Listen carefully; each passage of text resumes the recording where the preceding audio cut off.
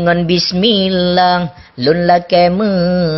lun takut lupa nasalah haba lun ulang kisah rakan metua sabong sejarah nanggro mulia fontan tedang nanggro perula duda mehala nanggro samudra lamruhnya nanggro pidi bineh pasi nanggro daya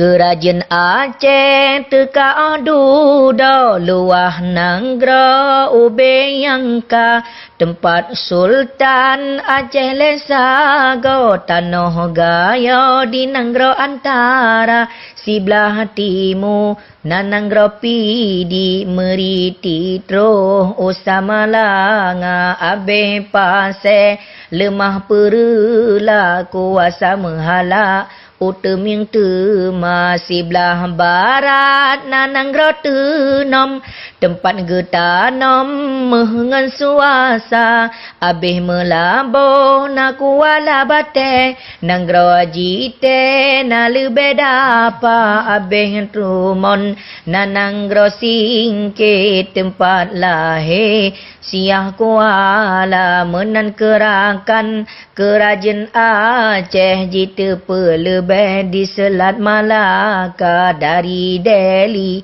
hingga Asahan Hana Solawan Wahid Syedara Hansip Kedah Metamah Pahang Nanggro Minang Aceh kuasa nyan hikayat masa jaman masa kerajaan Nanggro mulia masa pemimpin Akai Budo masa Nanggro kaum ulama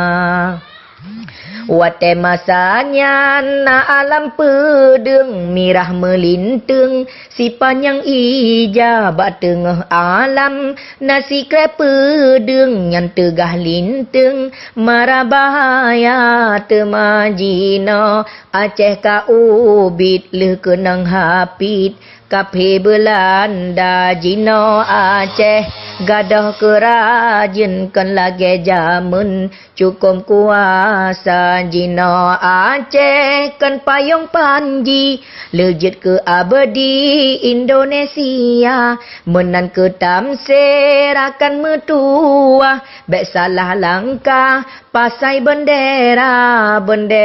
Aceh Cit alam pedeng hansa lintung di dalam dada bega buat tanya ngan pasai lambang but yang rembang amai mulia peguna lambang mung tanah asa akai budo yang sempurna bek Bandung pike ke pasai lambang hansa petimang rakyat yang papa lun lake adun ado metua berjuta tegah awak kape mengna yang salah betatim tak pegah dengan hikmah budo bahasa menan ketanda rakan metua hana payah tak mesyedara bek samporakan jak salah langkah rakyat na susah hanjit memitang haba kena leh